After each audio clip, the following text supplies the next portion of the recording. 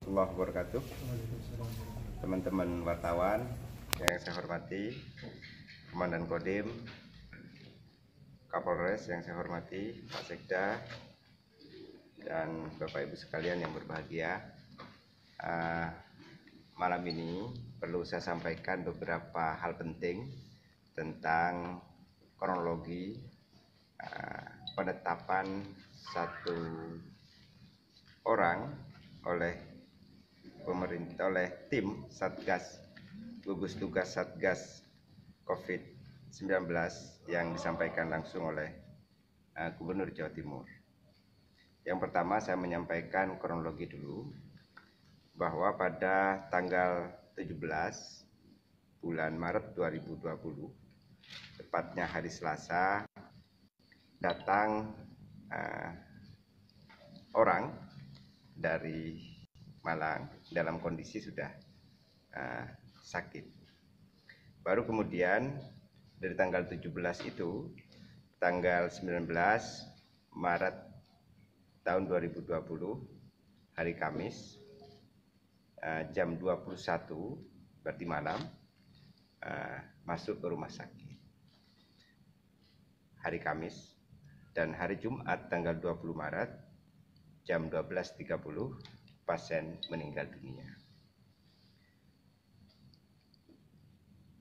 Pasien yang PDP yang meninggal dunia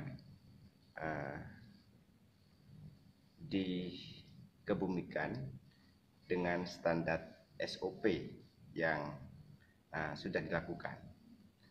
Di hari Jumat juga tanggal 20 bulan Maret, seluruh dokter dan perawat yang menangani pasien PDP yang meninggal di karantina selama 14 hari dan sampai hari ini tidak ada keluhan apapun.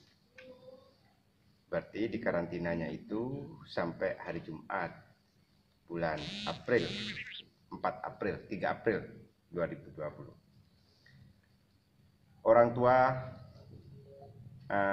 dari pasien yang meninggal dunia juga melakukan isolasi secara mandiri selama 14 hari dan sampai hari ini juga tidak ada keluhan apapun. Keputusan tentang pasien yang meninggal atau PDP yang wafat itu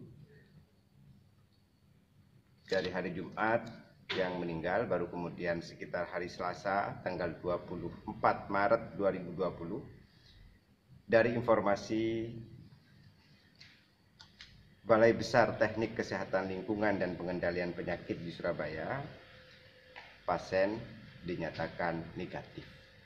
Sehingga waktu itu di tanggal 24 Maret 2020, tepatnya hari Selasa, informasi yang beredar di tengah-tengah kita menyatakan bahwa pasien tersebut dinyatakan negatif. Baru kemudian hari ini sekitar jam 17, hari Minggu 26 Maret 2020, dari hasil laboratorium Balitbangkes Jakarta menyatakan bahwa pasien yang masuk ke rumah sakit pada hari Kamis tanggal 19 itu dinyatakan positif.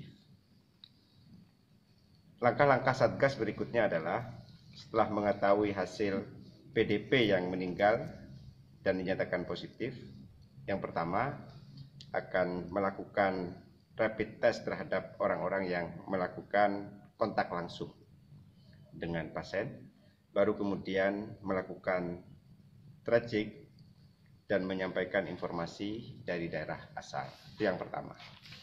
Baru kemudian yang kedua perlu saya sampaikan, di Kabupaten Pamekasan ODR sampai pada hari ini ada 1923, ODP ada 101, PDP ada 1 orang, yang positif 1 per hari ini. Nah, pemerintah di samping juga melalui Satgas dan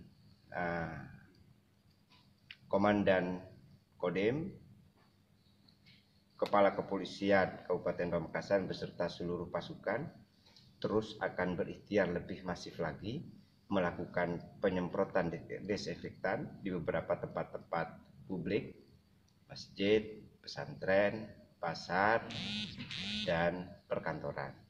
Baru kemudian alhamdulillah dari keputusan pemerintah provinsi hari ini juga per sore ini setiap orang kendaraan yang masuk ke Madura akan dilakukan juga penyemprotan dan desinfektan.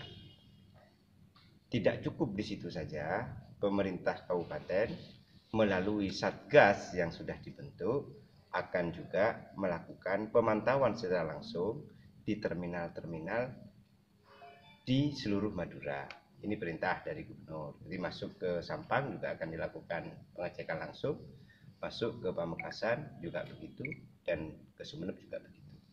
Untuk kemudian memastikan seluruh orang yang mudik itu akan kita pantau terus, akan kita perhatikan terus beberapa kemungkinan-kemungkinan yang bisa terjadi.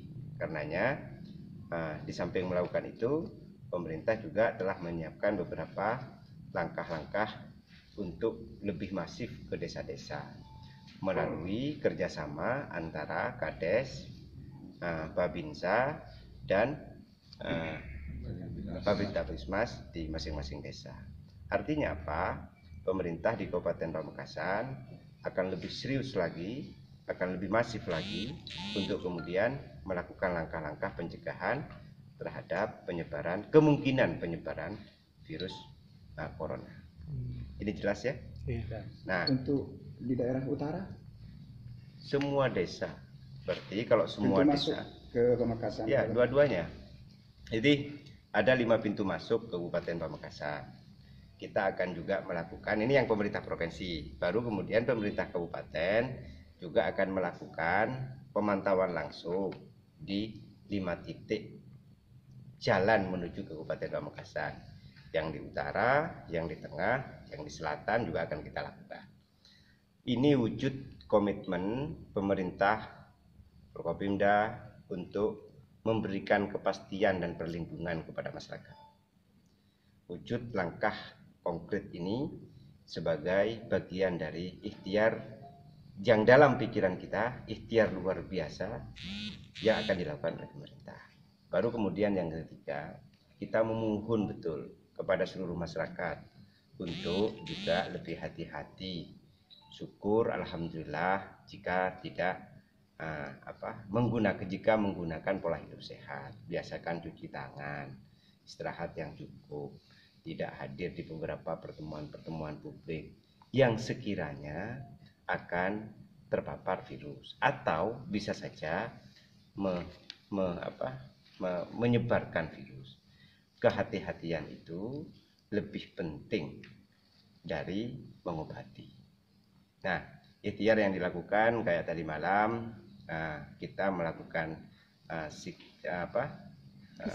physical distancing di sekitar area Lancor juga adalah ikhtiar dari stakeholders di Kabupaten Pamekasan yang dikomandani langsung oleh kita semuanya. Di samping juga akan terus melakukan beberapa langkah yang lebih teknis, lebih konkret, lebih strategis untuk memberikan perlindungan nyata kepada seluruh elemen masyarakat. Oke ya?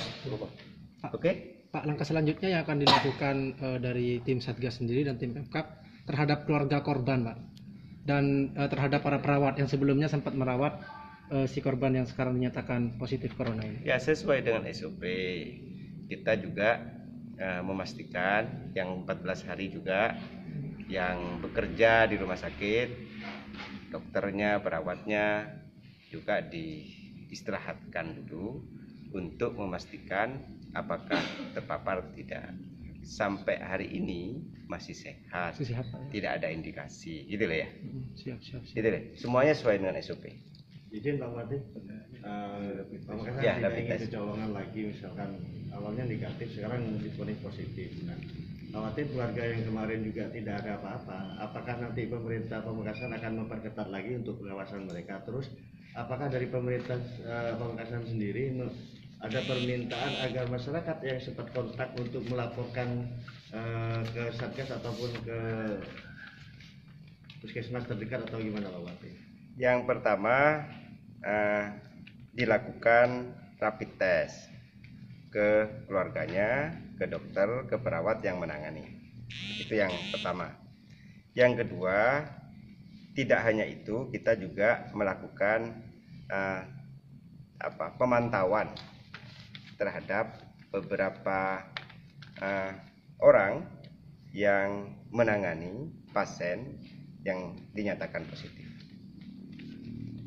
Jadi di samping barusan itu kita melakukan rapid test, tapi juga kita melakukan langkah dan gerakan yang lebih masif sampai ke desa-desa. Mulai kapan Pak? Besok Pak ya? Mulai kemarin. Mulai kemarin sudah ya? Jadi bukan mulai besok. Kita mulai kemarin sudah tadi ini di Kecamatan Pagantenan. Terus kemudian besok di Kecamatan Palengaan. Dan beberapa relawan-relawan yang bekerja sama dengan Satgas. Artinya yang keluarga korban ini sudah di rapid test Pak ya? Sudah Ya? sudah. Berarti sudah benar masuk ke zona merah Pak untuk di Makassar. Ada sekitar 12 kabupaten di Jawa Timur. Nah, Yang termasuk Makassar. ya dari peta yang saya terima juga masuk zona merah. Oke. Terima kasih. Sip. Ya. Foto dulu ada yang nggak kelihatan.